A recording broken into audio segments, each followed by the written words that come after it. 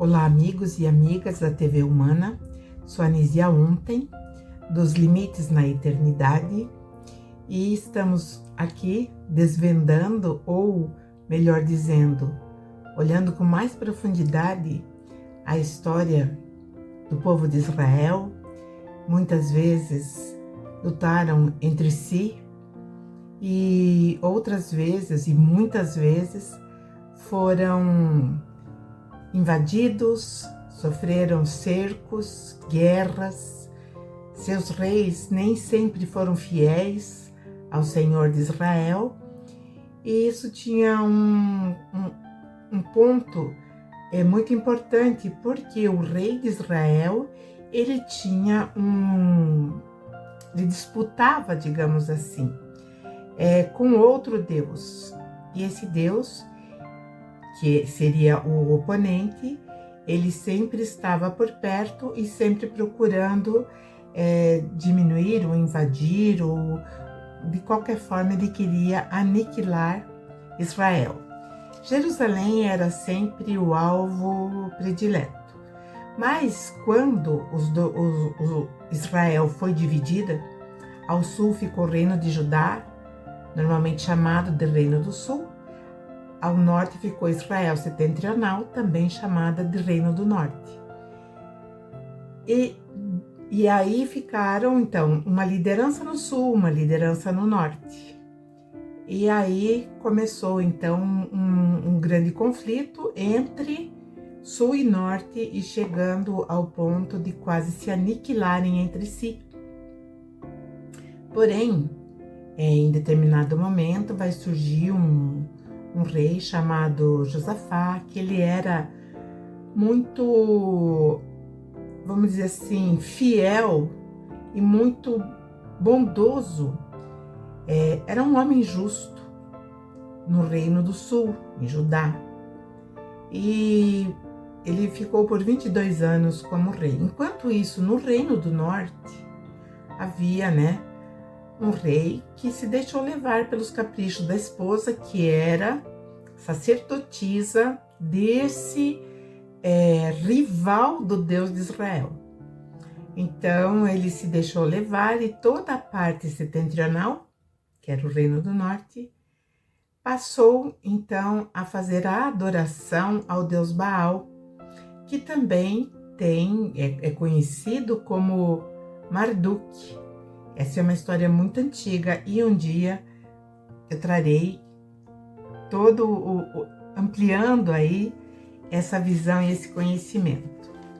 Mas quando esse rei do norte, que chamava Acabe, que veio de uma dinastia também bem importante, de Onri, que foi um grande rei, Acabe, ele por ouvir em demasiado a sua esposa, ele desagradou muito o Senhor de Israel. E nesse meio tempo, é bom frisar que a partir desse instante, os profetas começam a surgir, trazendo um novo período, que é o período das vozes dos profetas. Porque como o Senhor de Israel, ele tinha que se comunicar, ele tinha que mandar as ordens, ou então as advertências, ele usava esses profetas, que eram grupos especiais, seletos.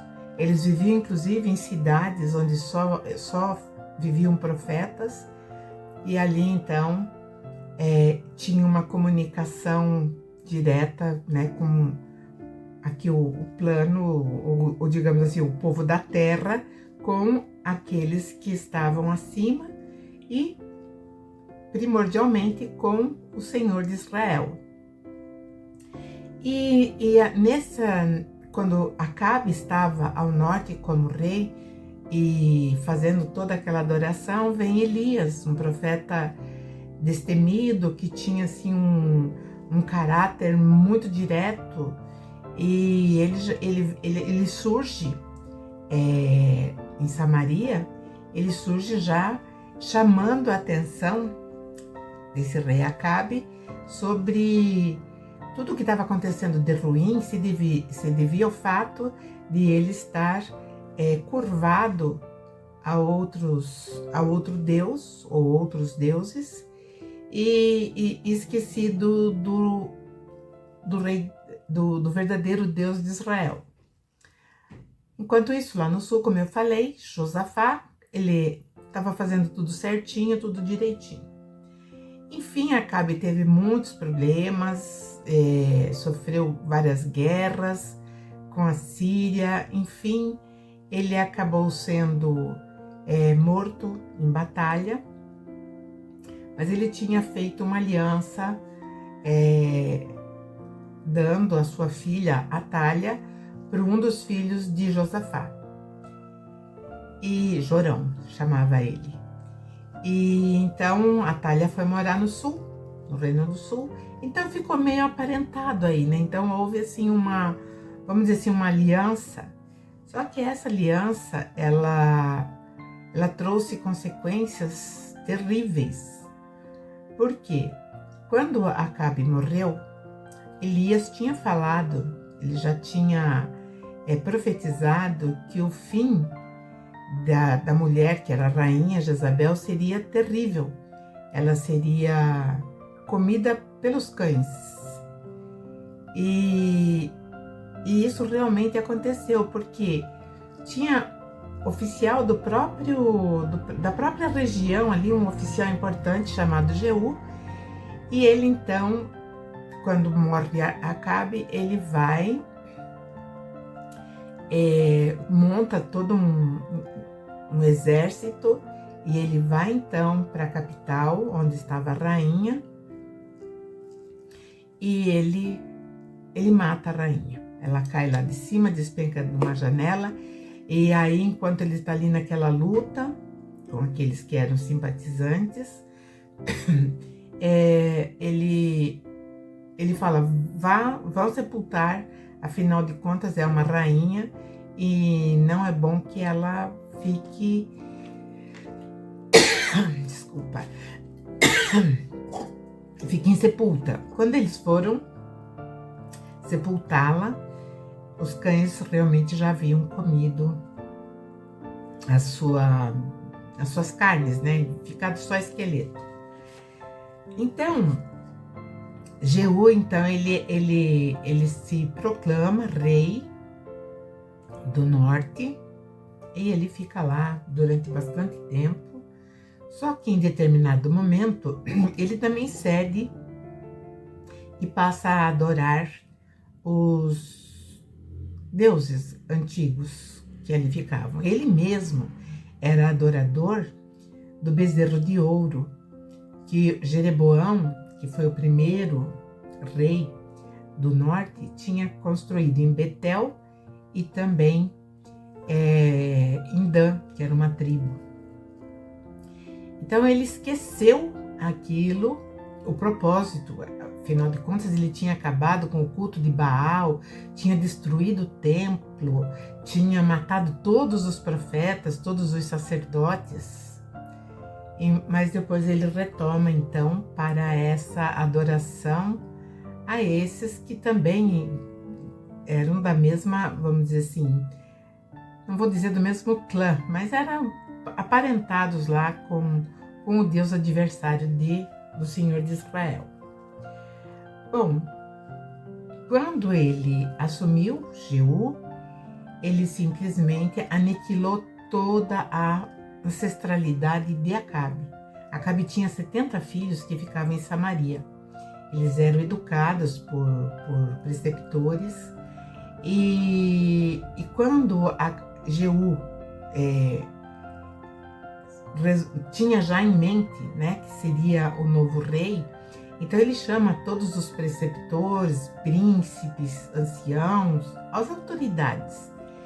E aí ele fala então que eles deveriam eleger um dos filhos de Acabe como rei, para que esse rei os defendesse. E toda essa classe, tanto dos preceptores, também os príncipes, eles ficaram com medo porque eles viram o que Jeú fez com Jezabel. Então eles falaram: não, nós somos teus servos, faremos o que você quiser. Aí ele falou: bom, então se é assim, nós temos realmente um acordo. Tragam a cabeça de todos os descendentes de Acabe. E foram 70 cabeças. E aí também mataram todos aqueles que eram simpatizantes ou eram aparentados. Enfim, foi uma outra chacina. Enquanto isso, né, Acabe já terminava ali a sua dinastia, não tinha mais ninguém para que pudesse levar adiante essa dinastia. E Jeú, então, ele fica 28 anos governando como rei o Reino do Norte. Mas ele teve também sérios conflitos, né, com Hazael. Hazael é aquele rei da Síria, que na verdade ele também usurpou o trono do rei da Síria, o antecessor a ele, que se chamava Ben-Hadad. E aí esse Hazael, nesse período de Jeú, ele faz o quê? Ele cerca ou ele bloqueia toda a região fronteiriça do Reino do Norte. E isso causou, né, um impacto muito grande, porque na sequência ele invadiu. E Jeú, ele não tinha assim para onde correr. Então ele vai apelar para Salmanasar III, que era o rei da Assíria. Salmanasar prontamente falou: sim, eu te ajudo, concordou com a ajuda, desde que você faça de Israel setentrional um tributário da Assíria. E conforme está registrado no obelisco de Salmanasar III, lá mostra, em alto relevo, Jeú prostrado, fazendo reverência a Salmanasar III e pagando tributo.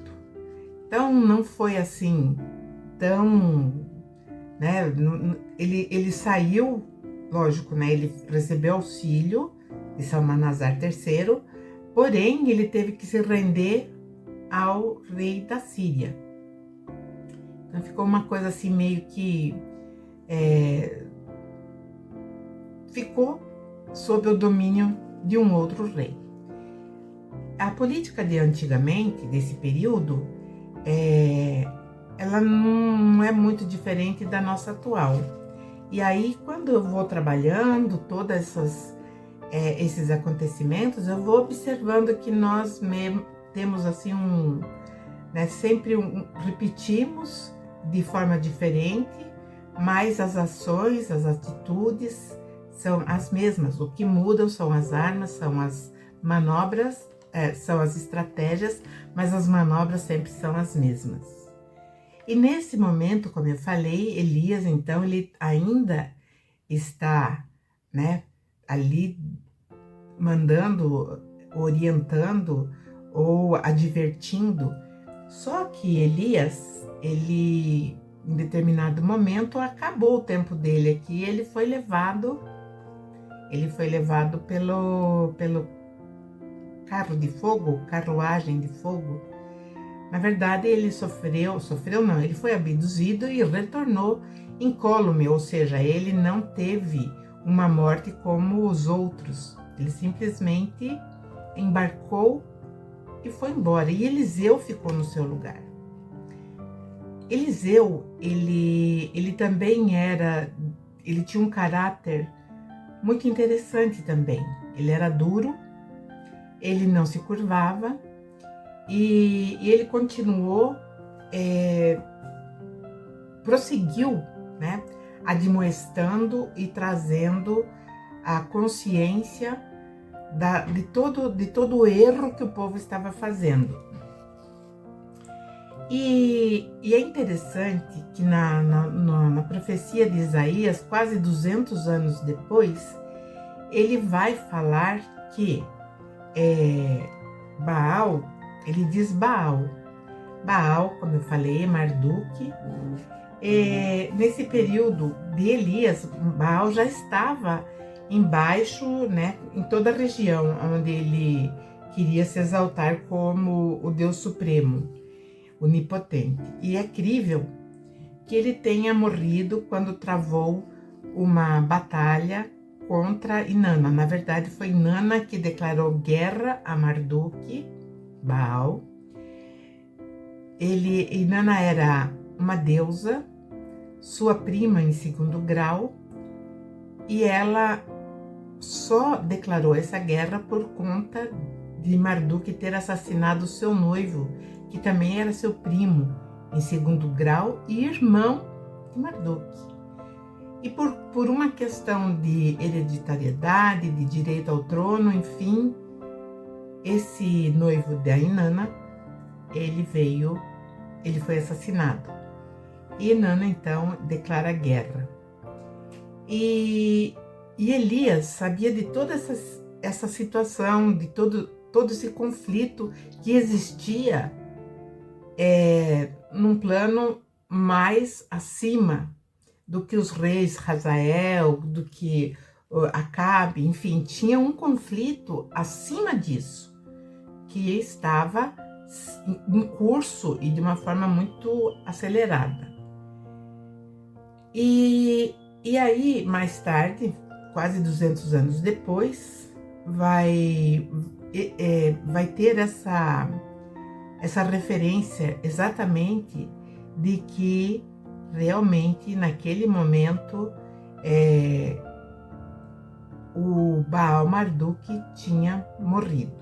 Então nós temos assim escrito na profecia do profeta Isaías, então ele deixa isso bem claro, tá lá escrito assim, Isaías, está no capítulo 46, logo 1 e 2 já, são só esses dois versículos que fazem a referência.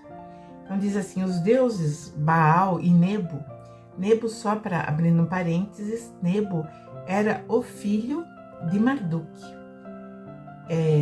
Porque Marduk, contrariando a ordem dos colonizadores e desses deuses que estavam aqui no planeta Terra, ele casou-se com uma terrestre, uma mulher muito linda, filha de um oficial de alta patente da primeira região, onde o deus era Enlil, e ele tinha então essa filha chamada Sarpanite, que era de uma beleza muito rara. E quando Marduk a viu, ele se apaixonou e ela também, então eles se casaram, contrariando aquilo que havia sido dito, que não era para eles se casarem com as mulheres da terra.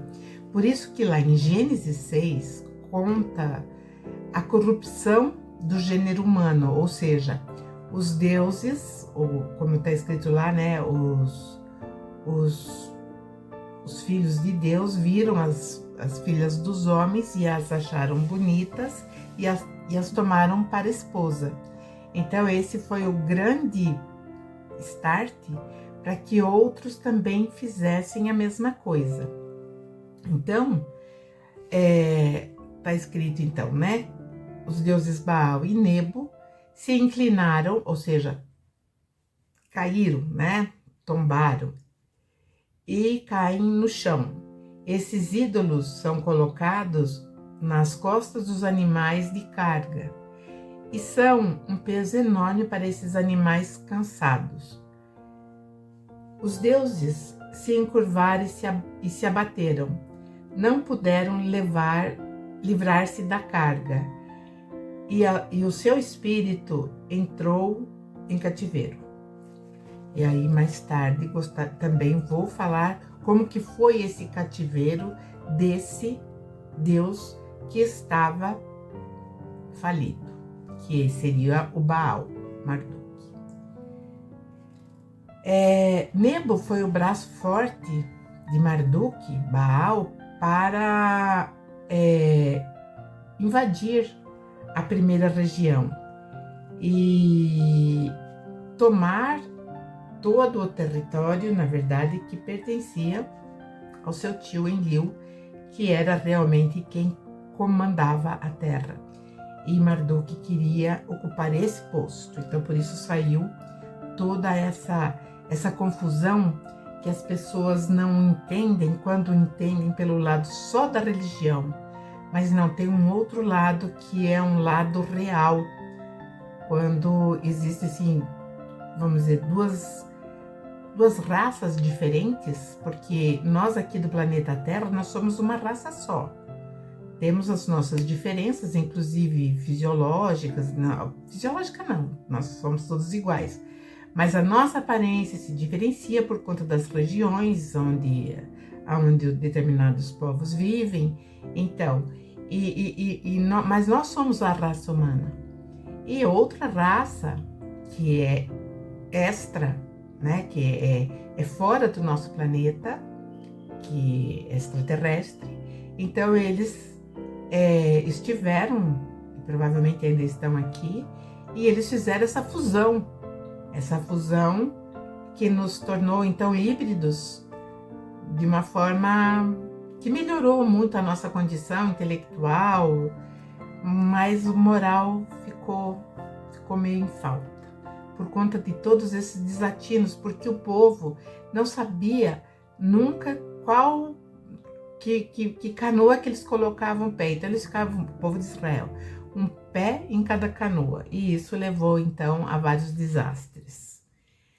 Assim como Elias, outros profetas sofreram perseguição e agressão pelo clã de Baal-Marduk.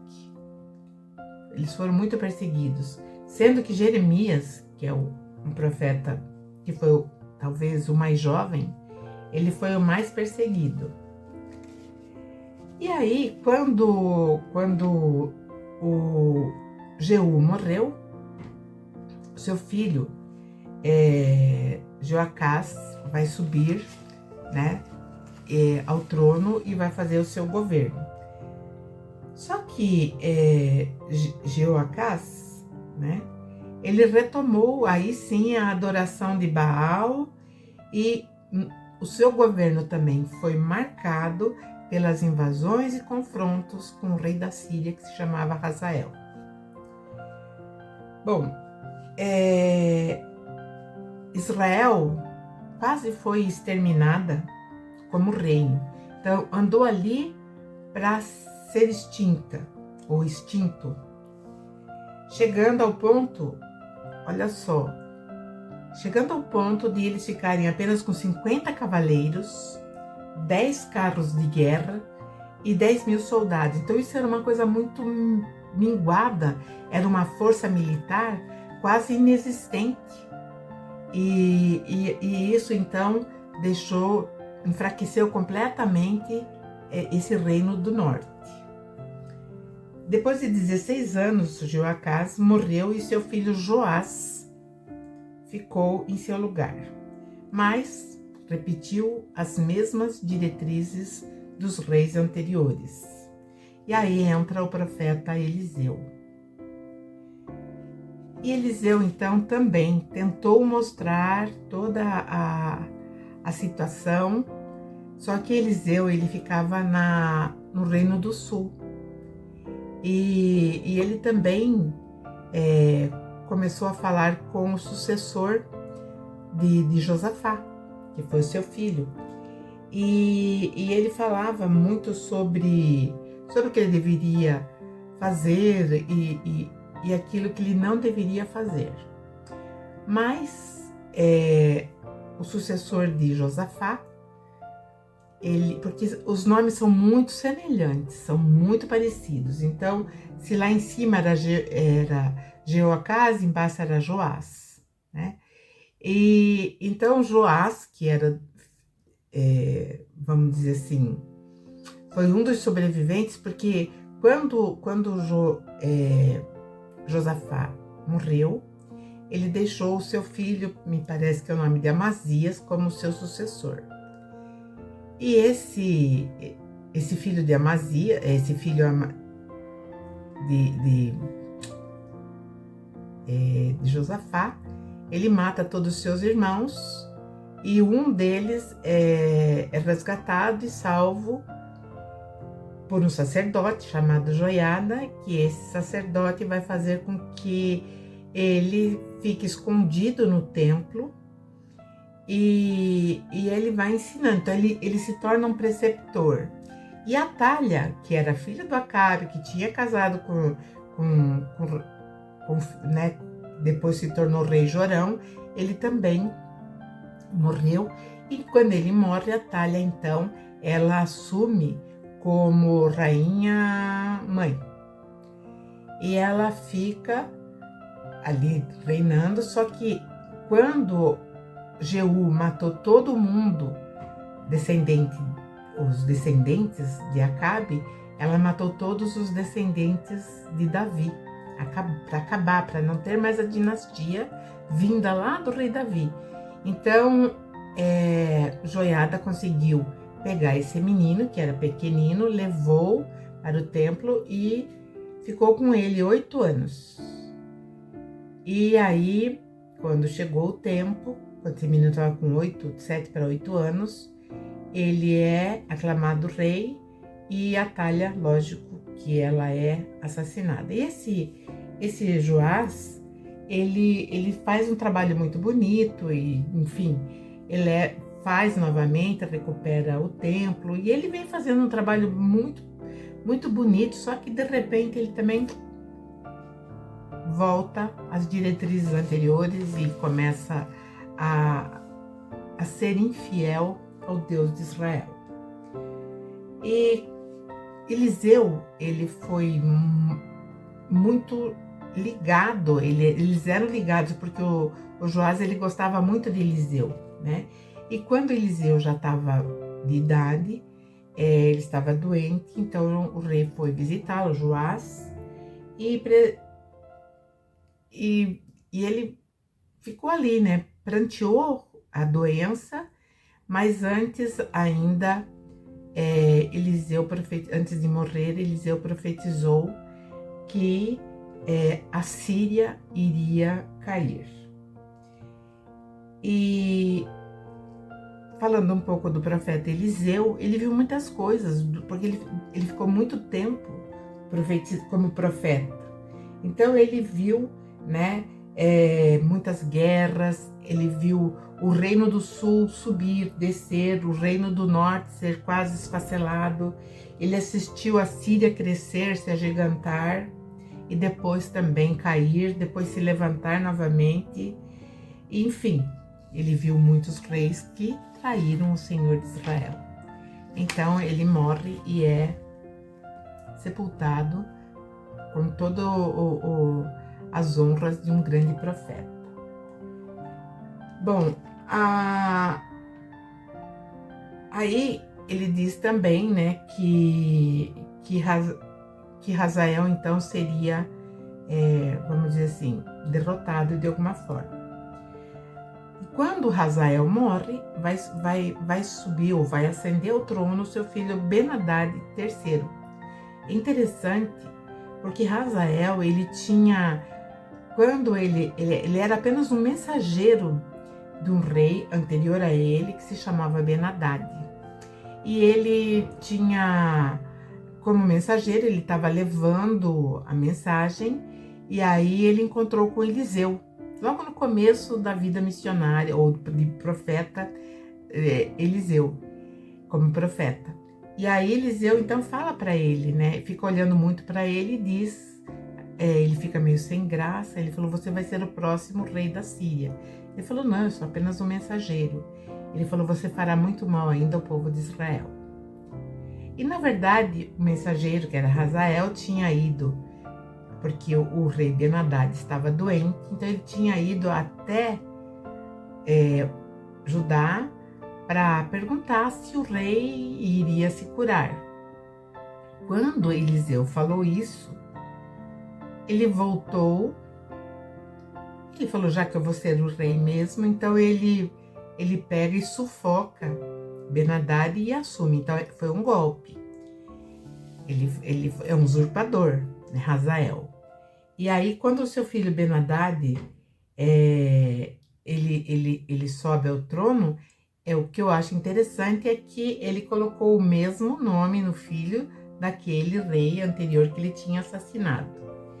E Ben-Hadad III, que era o filho de Hazael, continuou atacando Israel.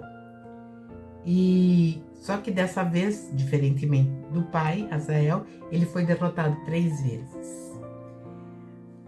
E ainda na questão no sul, né? Joás, ele demorou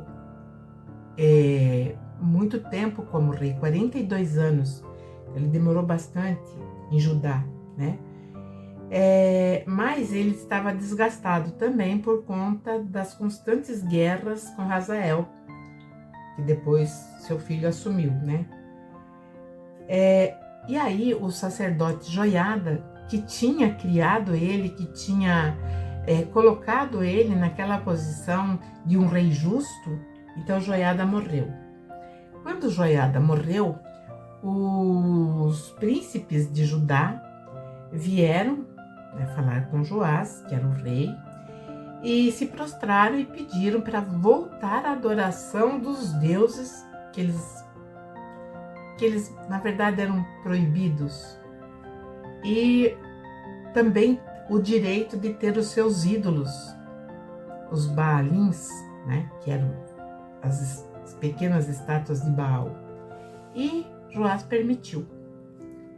Então vai aparecer ali um profeta que era filho do Joiada falecido, que era o preceptor de Joás.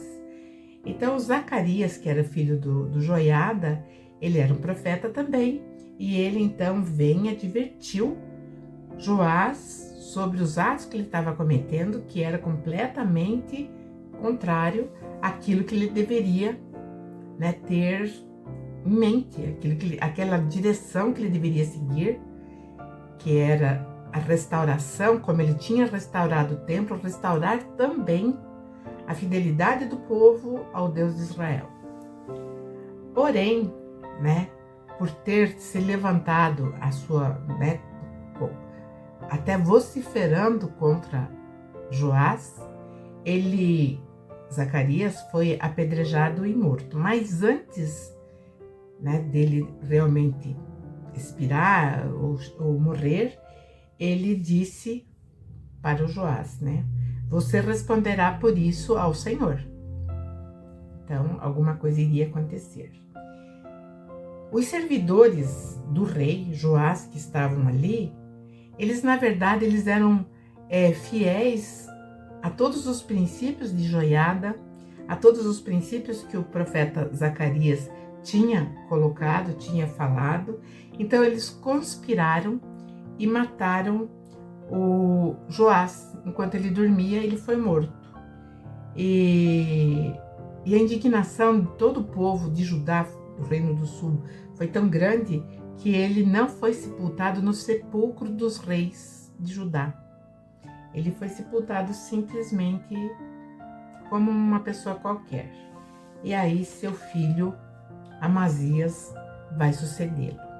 Esse Amazias, esse rei Amazias, ele também vai trazer alguns transtornos, mas os profetas continuarão elevando as suas vozes e mostrando qual seria o caminho correto a seguir.